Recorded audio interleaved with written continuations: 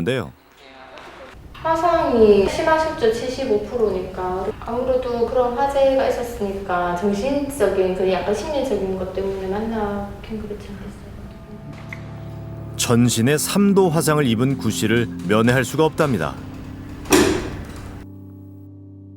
이제 그날의 진실을 알 수는 없는 걸까요?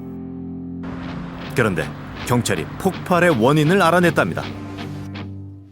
구모 씨가 사이판 용기에서 20kg 용기로 특도관을 이용해서 충전하는 과정에서 그런 것들이 이제 누적돼 가지고 폭발한 게 아닌가. 20kg 충전해야 되는데 옮기는 과정에서 한 16kg 정도 충전해 가지고 팔면 4kg에 대한 마진이 더 남지 않습니까? 그러니까 옮겨서는 안 되는 가스를 큰 통에서 작은 통으로 나눠 담았답니다. 실제보다 용량을 부풀려 팔려다가 폭발이 난 거라는데요. 불법을 저질렀다는 겁니다. 1년 전 처음으로 가스 판매를 시작한 구 씨. 그는 올 9월 사장 이 씨로부터 가스 판매 업체를 인수받고 있었답니다. 알고 보니 신문지 사무실은 종업원 구 씨가 운영하던 유령 가스 판매 업체였던 겁니다. 경찰은 320여 개의 가스 판매소가 몰려있는 대구에서 업자들 간의 경쟁이 치열하다 보니 구 씨가 좀 더 이익을 내기 위해 용량을 속이려 했다고 분석했는데요. 그런데 가스 판매 업자들은 경찰의 주장이 말도 안 된다고 말합니다. 정량 충전이 됐던 함량 미달 충전이 됐던 충전이 완료돼 가지고 이 밸브를 잠그고 여기를 풀게 되면은 요 안에 갇혔던 가스가 그대로 다 분출이 됩니다. 가스를 다른 통에 옮겨 담는 것이 굉장히 위험한데 고작 몇천 원 더 벌자고 그런 일을 했겠냐는 겁니다. 가스 그 몇 푼 남으려고 그러겠어요 그거요?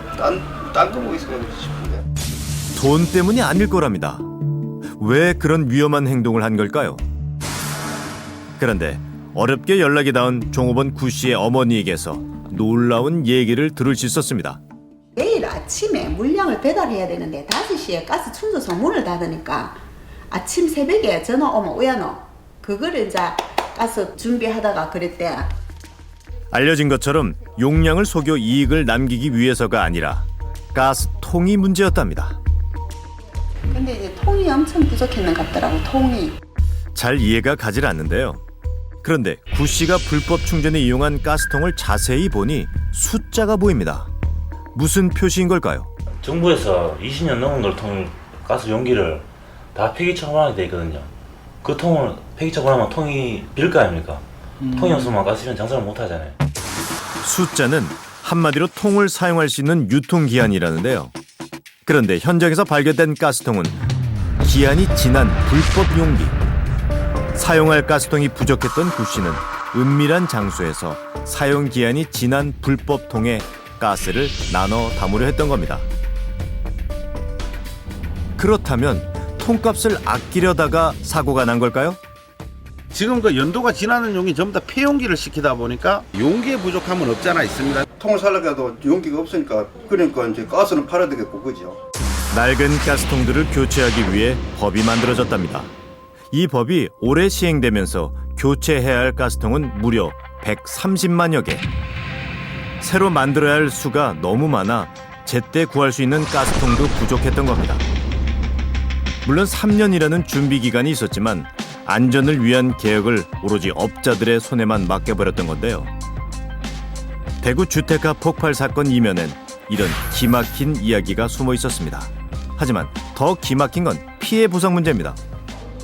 재난 지역이 된다든지 그런 경우에 해당되는 거고. 동네 가운데 폭탄을 갖다 놨는데도 구청에도 모르고 동에도 모르고 소방서도 모르고 말이 됩니까 이게? 원인자가 책임지는 거 아닙니까? 원인자가. 그렇다면 단지 가해자 구 씨의 주변에 살았던 주민들의 잘못인 걸까요? 하필 그 시간 사무실 앞을 지나갔다는 이유만으로 누군가는 아까운 목숨을 잃고 사랑하는 이를 갑자기 떠나보내야 했던 걸까요? 아직 꿈도 정열도 다 태우지 못한 나이에 가슴속 움켜진 꿈도 많았건만 이렇게 우리들을 곁을 떠나서야만 했습니까? 두 분의 참 경찰인의 가시는 길 굽이굽이 살펴주옵시고 이제 이 세상의 모든 시름 다 잊으시고